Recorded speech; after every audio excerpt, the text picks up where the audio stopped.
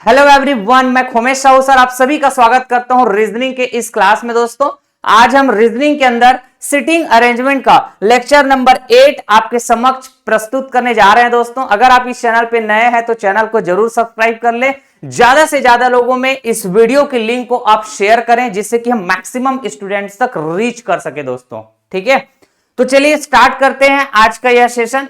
देखिए seating arrangement जिसको हम हिंदी में बैठक व्यवस्था के नाम से जानते हैं दोस्तों, ठीक है ना। तो बैठक व्यवस्था दो पार्ट में डील किया जाता है ना। फर्स्ट पार्ट बंद बैठक व्यवस्था, सेकंड पार्ट खुली बैठक व्यवस्था। तो हमने बंद बैठक व्यवस्था सक्सेसफुली फिनिश कर दिया दोस्तों। प्लेलिस्ट बना हुआ है, जाके विजिट करें, ठीक है। और सीक्वेंस में लेक्चर्स फॉलो करें और एंड तक फॉलो करें जिससे कि कनेक्टिविटी वाला पार्ट आपका मजबूत साबित होगा, ठीक है। तो बंद बैठक व्यवस्था और खुली बैठक व्यवस्था दोनों में बेसिक डिफरेंस क्या है, ऐसा अगर हम कहें तो देखिए, एक बंद आकृति के चारों तरफ लोगों को बिठा दिया जाए तो ऐसी व्यवस्था को हम बोलते हैं बंद बैठक व्यवस्था, क्लोज्ड सिटिंग अरेंजमेंट, ठीक है।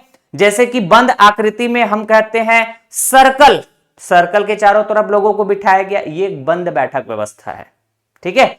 वर्गाकार आकृति है, आयताकार आकृति है, पंचभुज आकृति है, ठीक है, षटभुज आकृति है। इस तरह से जितने भी बंद आकृति है, तो बंद आकृति के चारों तरफ लोगों को बिठा दिया जाए तो ऐसी बैठक व्यवस्था को हम कहते हैं बंद बैठक व्यवस्था, ठीक है। लेकिन खुली व्यवस्था अगर हम कहें, खुली बैठक व्यवस्था किसे कहेंगे, जैसे कि हम स्कूलों में मतलब स्कूल वाले टाइम में प्रेयर में ऐसे खड़े होते थे, ठीक है। तो एक लाइन में खड़े होते थे हम, है ना। और अगर आप गांव के स्कूल में स्टडी किए हैं तो हम क्लास के दौरान जमीन में बैठा करते थे, ठीक है। बिल्कुल लाइन में, एक लाइन बनाकर बैठते थे, कतार में बैठते थे। तो इस तरह की जो बैठक व्यवस्था है इसको हम बोलते हैं खुली बैठक व्यवस्था। जैसे कि यहां पे देख सकते हैं, यहां पे बहुत सारे लोग हैं जो एक लाइन में, एक कतार में खड़े हैं क्या, इधर भी ऐसे देख सकते हैं, समझ गए बात, ठीक है। तो यहां पे खड़े हुए हैं लोग एक कतार में, बैठे भी हो सकते हैं, है ना। एक कतार में अगर लोग बैठे हुए हैं या फिर खड़े हुए हैं तो इसको हम बोलते हैं खुली व्यवस्था, मच बेटर खुली बैठक व्यवस्था, ओपन सिटिंग अरेंजमेंट। तो आज के इस क्लास में हम स्टार्ट करेंगे खुली व्यवस्था, ठीक है। और प्लेलिस्ट वाइज आप फॉलो करते चले दोस्तों, बिल्कुल चैप्टर टू चैप्टर हम प्लेलिस्ट आपको प्रोवाइड करते जा रहे हैं। उस प्लेलिस्ट में मौजूद जितने भी लेक्चर्स रहेंगे उसको आप सीक्वेंस में फॉलो करें, एंड तक फॉलो करें दोस्तों, तभी आपका जो कनेक्टिविटी वाला पार्ट है, जो अंडरस्टैंडिंग वाला पार्ट है, वो मजबूत साबित होगा, ठीक है। तो चलिए स्टार्ट करते हैं खुली व्यवस्था। देखिए दोस्तों, अभी तक हमने सिटिंग अरेंजमेंट के अंदर टोटल लेवल 6 तक, है ना, लेवल 1 से लेवल 6 तक सवालों का डिस्कशन किए, डिफरेंट लेवल के सवाल जो कि बंद बैठक व्यवस्था से रिलेटेड थे, ठीक है। अब हम स्टार्ट करेंगे लेवल 7, लेवल 8 इस तरह के सवाल, ठीक है, जो कि खुली बैठक व्यवस्था से रिलेटेड होंगे दोस्तों, ठीक है ना। तो चलिए फिर स्क्रीन में पहला सवाल, ठीक है, जो कि खुली बैठक व्यवस्था से रिलेटेड नहीं। तो सवाल बड़े ध्यानपूर्वक रीड करना है, वीडियो पॉज करना है, पेन कॉपी लेके बैठेंगे और खुद से प्रयास जरूर करना है दोस्तों एक बार, है ना। आप कैसे सोचते हैं, कैसे अप्रोच करते हैं, एक बार जरूर चेक करिएगा सवाल ध्यानपूर्वक रीड करने के बाद, ठीक है। 6 विद्यार्थी एक कतार में उत्तर की ओर मुख करके बैठे हैं। के, वी और आर के तुरंत बीच में बैठा है। वी एन के बगल में है, एन बी के बगल में बैठा है जो कि एकदम बाईं ओर है।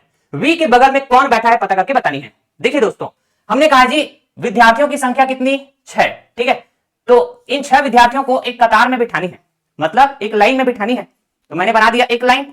अच्छा, अब इसमें 6 लोगों का जगह बना देते हैं, 6 लोगों को बिठाने का जगह बना देते हैं, ठीक है, इस तरह से। और कैसे बैठेंगे, सभी के सभी का जो मुख है उत्तर की दिशा में है क्या, मतलब एक ही दिशा में है, ठीक है। तो जब भी सवाल में, जब भी खुली बैठक व्यवस्था के सवाल में सभी के सभी का मुख की दिशा एक ही दिशा में है ना, तो आप ये मान के चलो कि ऐसे एक लाइन बनाए, ठीक है ना। और आप ऊपर की तरफ मुख की दिशा बता दो, ठीक है, ऊपर की तरफ मुख की दिशा बता दो।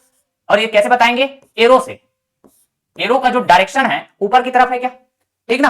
तो सभी के सभी का मुख की दिशा अगर एक ही दिशा में है, सभी लोग एक ही दिशा में मुख करके बैठे हैं एक कतार में, तो आप ऐसे ऊपर की तरफ मुख करके दिशा दिखा दो।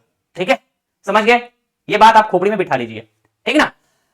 अच्छा जी, अब देखो सवाल में कुछ शर्तें दिए रहते हैं, बैठक व्यवस्था के लिए शर्त दिए रहेंगे ना भाई कि कौन कहां पे बैठेगा, इसके लिए कुछ शर्त है और उन शर्त के अनुसार हम एग्जैक्ट लोकेशन पता करेंगे कि के कहां पे है, वी कहां पे है, आर कहां पे है, वी एन, ये सब का एग्जैक्ट लोकेशन हम पता करेंगे। ठीक है, तो देखिए जिस तरह से यहां पे हमने जगह बनाया है ऊपर की तरफ मुख की दिशा करके 6 विद्यार्थियों के लिए। ठीक है, तो आप समझ के चलिए कि यहां पे आप खुद हैं। ठीक है, मतलब इस तरह से ऐसे ऊपर की तरफ ऐसे देख रहे हैं, समझ गए? तो इधर आपका लेफ्ट, इधर आपका राइट। हाँ जी, इधर आपका लेफ्ट, इधर आपका राइट। हमने कहा जी राइट का मतलब होता है दायां। पहला सवाल है, थोड़ा अच्छे से हम एक्सप्लेन करना चाहेंगे। लेफ्ट का मतलब होता है बायां। ठीक है, तो लेफ्ट राइट अगर हम बोल रहे हैं तो आप समझ के चलिए आपका लेफ्ट आपका राइट, और आप कैसे देखेंगे? ऊपर की तरफ ऐसे। ठीक है, अच्छा जी, जैसे मैं अभी खड़ा हुआ, ये मेरा लेफ्ट है, ये मेरा राइट है, तो आप यहां पे अपने आप को रखें तो ज्यादा अच्छे से आप सही तरीके से अप्रोच कर पाएंगे सवाल को। ठीक है, अब देखिए सर के अनुसार चलते हम। हमने कहा जी के, वी और आर के तुरंत बीच में बैठा है। ये जो के है वी और आर के तुरंत बीच में बैठा है, इसका मतलब के वी आर एक साथ बैठे हैं।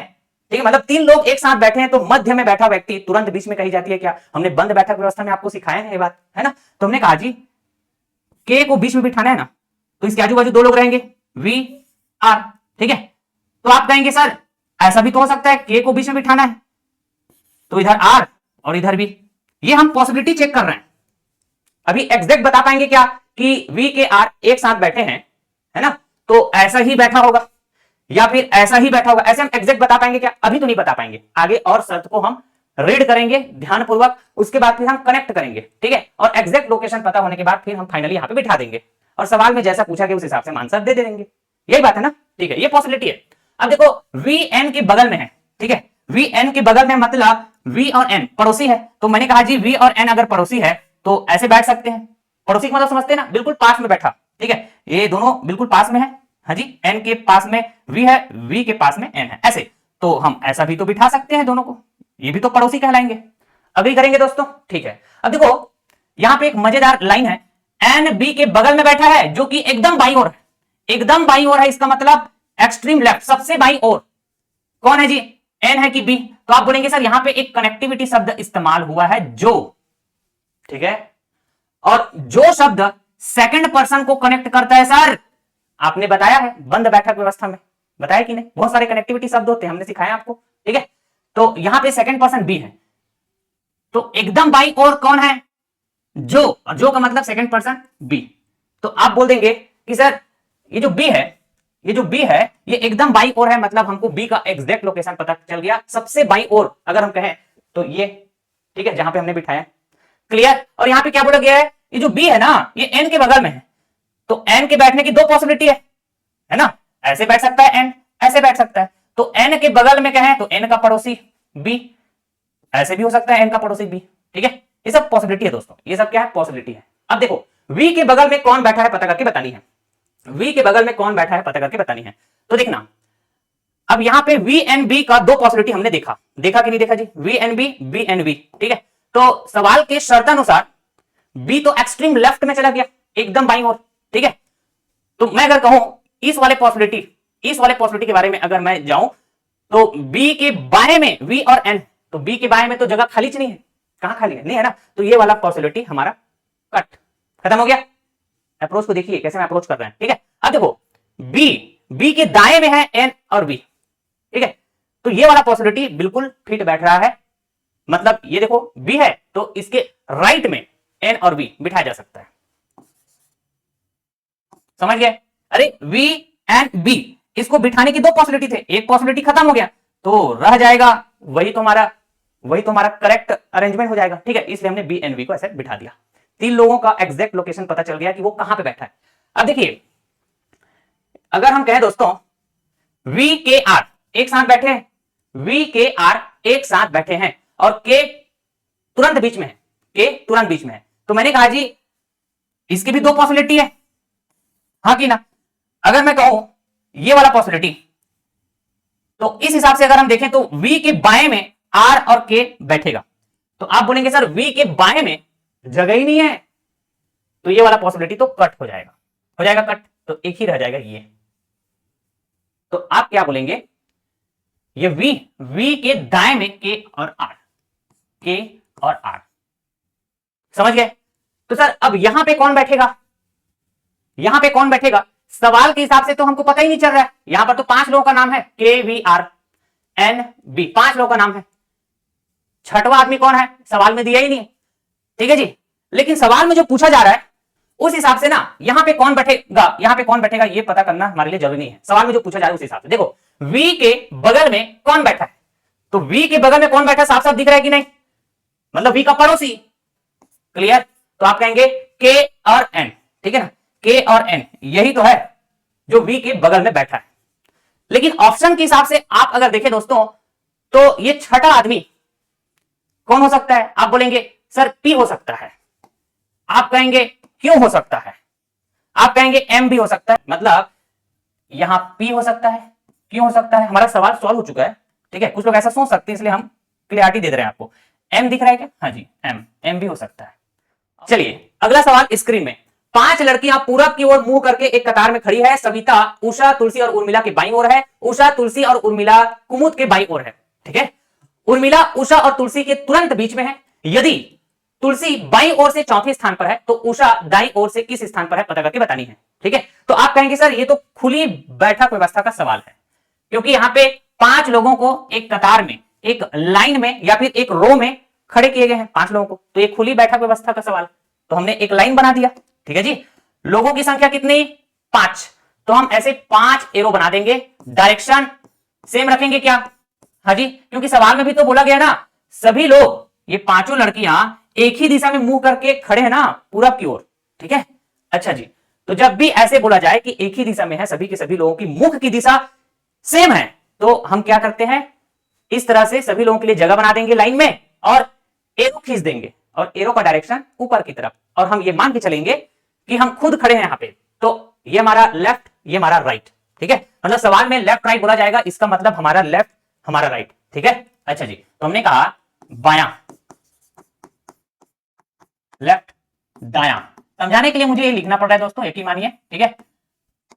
आपका प्रैक्टिस गजब का है, तो ऐसे आपको एक एक चीज लिखने की जरूरत नहीं पड़ेगा, ठीक बात। अब देखो, अब यहां पे शर्त अनुसार हम इन 5 लड़कियों को खड़ा कराने वाले हैं यहां पे इस कतार में, ठीक है, शर्त अनुसार। अच्छा जी, तो शर्त दिए गए हैं, सारे शर्तों को ध्यानपूर्वक रीड करना है, फिर कनेक्ट करते हुए हम एग्जैक्ट लोकेशन पता करेंगे। पहले पॉसिबिलिटी चेक करेंगे, शर्त के अनुसार पॉसिबिलिटी चेक करेंगे कि कैसे कैसे हम खड़ा करा सकते हैं, ठीक है जी। अच्छा, अगर आप सवाल को ध्यानपूर्वक रीड किए होंगे दोस्तों, तो यहां पे तुलसी है ना, ये तुलसी नाम की लड़की है, इसका एग्जैक्ट लोकेशन पता है कि ये कहां पे खड़े हैं, एग्जैक्ट लोकेशन पता है ना। देखो बाईं ओर से चौथे स्थान, लेफ्ट से चौथा, फर्स्ट सेकंड थर्ड फोर्थ, यहां पे है भाई साहब तुलसी, शॉर्ट में लिख रहा हूं तुलसी, ठीक है। अब देखो यहां पे जो सविता है, ठीक है, उषा तुलसी और उर्मिला के बाईं ओर है, ठीक है। तो ये तभी पॉसिबल है, ये तभी पॉसिबल है ऐसा जब सविता इन मतलब इन चारों लोगों में, सविता उषा तुलसी और उर्मिला, इन चारों लोगों में ये सविता पहले स्थान पर हो, ठीक है। इसलिए मैंने सविता को हाईलाइट कर दिया है।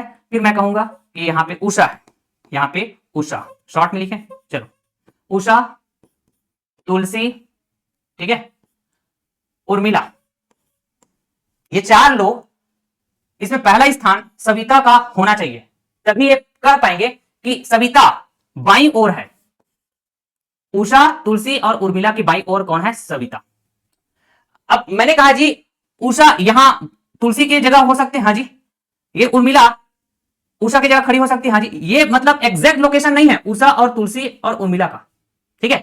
इसके जो खड़े होने का लोकेशन है ये अभी हम एग्जैक्ट नहीं बता पा रहे हैं, बता पा रहे हैं क्या, नहीं, ये ऐसे पॉसिबिलिटी हमने बताया। लेकिन अगर इन 4 लोगों में हम कंपेयर करें कि सविता कहां पे है, तो आप बोलेंगे पहले स्थान पर, तभी ये फिट बैठेगा कि सविता उषा के भी बाईं ओर है, तुलसी के भी बाईं ओर है, उर्मिला के भी बाईं ओर है, ठीक है ना। अच्छा जी, अब देखिए उषा तुलसी और उर्मिला ये कुमुद के बाईं ओर है, तो ये तभी पॉसिबल है जब कुमुद आखिरी में हो, जब कुमुद आखिरी में हो, ठीक है ना। अगर मैं उषा तुलसी उर्मिला कुमुद इन चारों में कंपेयर करूं कि कौन कहां पे है ऐसा टाइप का, ठीक है, तो एग्जैक्ट मुझे ये समझ में आएगा कि कुमुद आखिरी में है, ठीक है। सवाल के कंडीशन के हिसाब से तो आप कहेंगे यहां पे उषा, ठीक है, तुलसी, उर्मिला। अग्री करेंगे दोस्तों? तो देखो कुमुद के बाईं ओर, कुमुद के बाईं ओर उर्मिला है, हाँ जी, तुलसी है, हाँ जी, उषा है, हाँ, फिर बैठ रहा है। अच्छा, तो इन चार लोगों में कुमुद आखिरी में रहेंगे, ठीक है, लास्ट में, इसका स्थान फिक्स है अगर हम इन चारों लोगों में कंपेयर करें। लेकिन उषा, तुलसी, उर्मिला है ना, इसका जो स्थान है खड़ा होने का ये फिक्स नहीं है, अभी पॉसिबिलिटी हमने बताया, ठीक है। अच्छा जी, चलिए एक और कंडीशन है दोस्तों, उर्मिला उषा और तुलसी के तुरंत बीच में है, तुरंत बीच में है, इसका मतलब तीन लोग एक साथ बैठे हैं, मध्य वाला व्यक्ति तुरंत बीच में कही जाती है, जानते हैं हम लोग अच्छे से, ठीक है जी। तो हमने कहा यहां पे तीन लोग हैं, उर्मिला, उषा, तुलसी, ठीक है, तो उर्मिला बीच में, ठीक है। तो एक पॉसिबिलिटी ऐसे हो सकते हैं कि हमने कहा जी उषा, उर्मिला, तुलसी, ठीक है।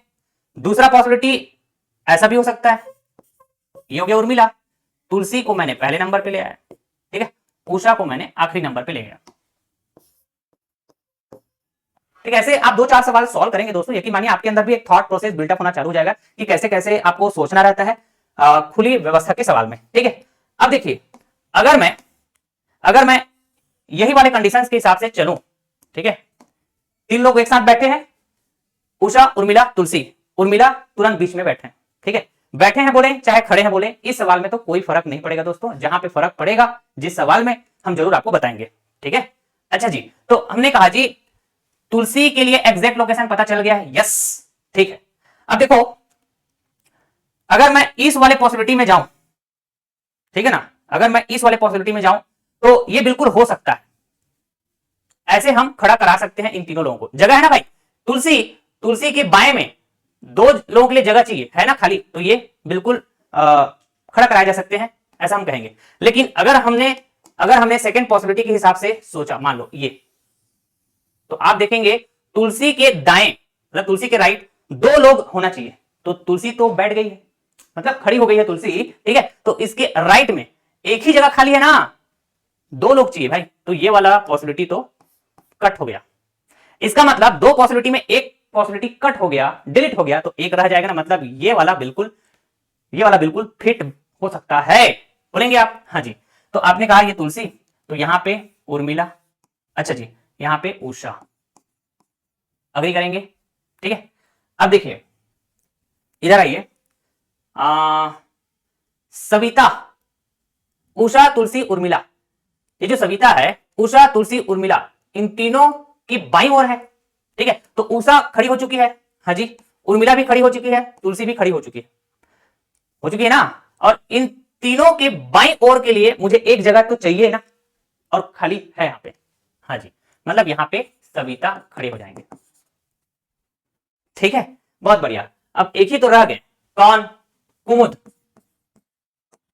और एक ही जगह खाली है, सवाल के हिसाब से भी फिट बैठ रहे हैं कि नहीं, जो शर्त बोला गया है अच्छा देखो, उषा खड़ी हो गई है, यस, तुलसी खड़ी हो गई है, यस, उर्मिला भी खड़ी हो गई है, ठीक है, उषा, तुलसी, उर्मिला, उषा, तुलसी, उर्मिला, ठीक है ना, ये बाईं ओर है किसके? कुमुद के, है ना भाई, दिख रहा है ना, कुमुद के बाईं ओर, बहुत बढ़िया। तो देखो उषा दाईं ओर से किस स्थान पर है पता करके बतानी है, ये दाया, तो दाईं ओर से किस स्थान पे है उषा, देखो फर्स्ट, सेकंड, थर्ड, फोर्थ, समझिए, A is right, option A is the right answer, ठीक है, बढ़िया, ठीक है दोस्तों। तो चलिए फिर आज का सेशन हम यही पास एंड करते हैं, ठीक, छोटा सा सेशन रखेंगे हम, और कुछ होमवर्क दे देते हैं हम आपको, जरूर प्रैक्टिस करिएगा, और आपका आंसर जो भी आ रहा है आप कमेंट बॉक्स में कमेंट करके बिल्कुल बताइएगा। होमवर्क नंबर 1, ठीक है, या फिर क्वेश्चन नंबर 1 आपके लिए होमवर्क।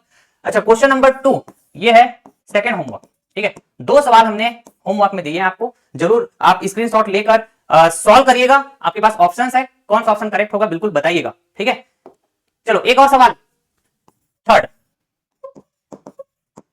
ये लो 3 सवाल हमने होमवर्क में दे दिए दोस्तों आपको, ठीक है, तो आप स्क्रीनशॉट ले लीजिए और प्रैक्टिस करिए, अगले सेशन में हम जरूर इसका सॉल्यूशन आपको प्रोवाइड करेंगे, ठीक है। सो अगर आप इस चैनल पे नए हैं दोस्तों तो जरूर सब्सक्राइब कर लीजिएगा और सीक्वेंस के साथ लेक्चर्स फॉलो करिएगा, ठीक है, और मैक्सिमम लोगों में वीडियो की लिंक को आप शेयर कर दीजिएगा।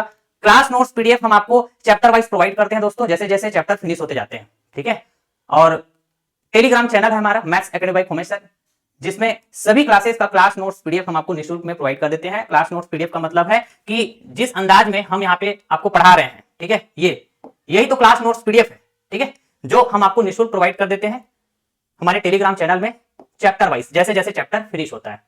क्लियर दोस्तों? तो आप डाउनलोड करके अपने मोबाइल में सेव करके रख सकते हैं सारे नोट्स पीडीएफ को चैप्टर वाइज, और आपके जो भी अपकमिंग एग्जाम्स हैं, ठीक है, उससे पहले रिवीजन करके एक बेहतर परफॉर्म कर सकते हैं अपने एग्जाम में, ठीक है। तो क्लास नोट्स पीडीएफ हम आपको प्रोवाइड कर देते हैं, तो इसके लिए आप हमारा Telegram channel maths academy by Umesh sir जरूर ज्वाइन कर लीजिएगा, सर्च करके टेलीग्राम में, या फिर इस वीडियो के डिस्क्रिप्शन बॉक्स में लिंक अवेलेबल है टेलीग्राम चैनल का, डायरेक्टली वहां से भी ज्वाइन कर सकते हैं। सो नेक्स्ट वीडियो मिलेंगे बहुत ही जल्द। Till then thank you so much, I love you, tata bye bye, love you और टेक केयर, जय हिंद दोस्तों।